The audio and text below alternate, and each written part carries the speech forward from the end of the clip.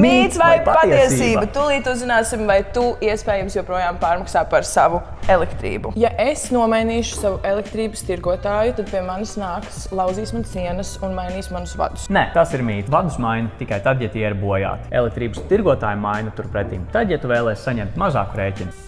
Vai pārējot pie citu tirgotāju, tev var pazust elektrība mājsaimniecībai. Mīts! Elektrības piegādi nodrošina sadales sistēmas operatori, un mainot tirgotāju, elektrība fiziski nepazūd. Tirgotājs vienkārši izraksta tavu rēķinu.